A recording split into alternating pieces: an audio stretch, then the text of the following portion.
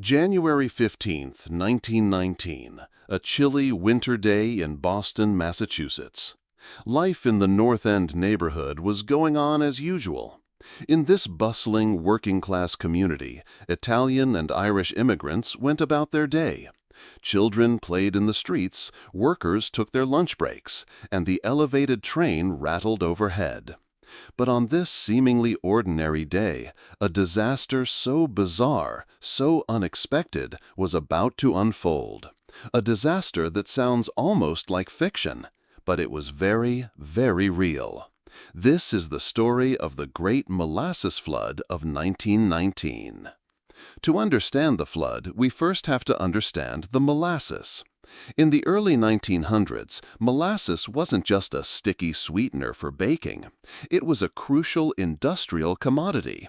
It could be fermented to produce ethanol, an essential component for both alcoholic beverages and, most importantly, munitions during World War I. This made it big business. To store this valuable resource, the Purity Distilling Company, a subsidiary of U.S. Industrial Alcohol, constructed a massive steel tank in 1915. It was a colossus, 158 feet in diameter and 50 feet tall, holding over 2 million gallons, or over 12,000 tons of molasses. But from the very beginning, this immense structure was a disaster waiting to happen. The tank wasn't just built quickly, it was built improperly. The man in charge of construction had no engineering experience. Local residents and even employees claimed they saw leaks almost immediately after it was filled. The tank groaned and rumbled, its sides buckling under the immense weight. The leaks were so noticeable that children in the neighborhood would bring cups to collect the sweet, dripping molasses. But instead of repairing the structural flaws, the company painted the tank brown, hoping to hide the sticky problem.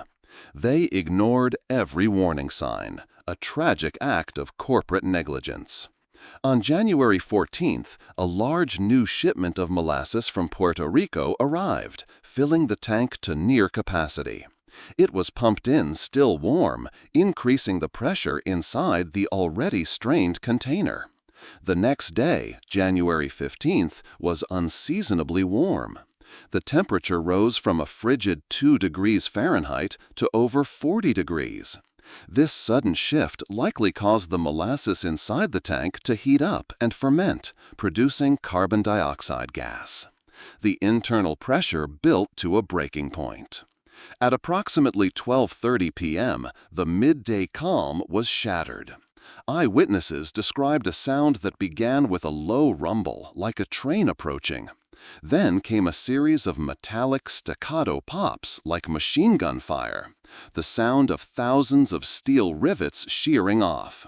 Finally, a thunderous roar. The tank burst open, its steel plates flying outward like shrapnel. What emerged was not just a spill, but a true tidal wave. A 25-foot wall of molasses, weighing 13,000 tons, swept through the streets at an estimated 35 miles per hour. The sheer force was unimaginable. The wave tore an elevated train off its tracks, smashed buildings to kindling, and picked up horses and wagons, hurling them through the air. Firehouse number 31 was swept off its very foundation. One house was carried from its street and smashed against the girders of the train tracks. People found themselves trapped in what was described as a black, reeking mass. The molasses was thick and suffocating, making escape nearly impossible. In a matter of minutes, 21 people lost their lives and another 150 were injured. Among the dead were Pasquale Iantasca and Maria D'Estasio, two 10-year-olds who had been playing in the street. One man, Martin Clafferty, described waking up from a nap in his third-story bedroom only to find himself in several feet of molasses. He struggled to free himself from the wreckage of his home, but tragically, his mother was among those who perished. Rescue efforts were chaotic and incredibly difficult. Police officers, firefighters, and volunteers struggled to wade through the thick, waist-deep molasses. The bitter cold of the January air quickly turned the syrup into a hardened, glue-like mess. Rescuers themselves became trapped and had to be pulled out. Cleanup crews were called in, but fire hoses using fresh water were useless. The molasses wouldn't budge. They finally realized they had to use salt water from the harbor, which helped break down the syrup. The cleanup took weeks. For months, the harbor water was stained a dark brown, and it was said that for decades afterward, on hot summer days, Boston residents could still smell the sweet, ghostly scent of molasses in the North End. But the flood left a more lasting legacy than just a smell. In the aftermath, a massive class-action lawsuit, one of the first of its kind in Massachusetts, was filed against the Purity Distilling Company's parent, U.S. Industrial Alcohol. The company tried to claim the disaster was caused by anarchists who bombed the tank, but a lengthy 6-year investigation, which included testimony from over 3,000 witnesses, proved otherwise.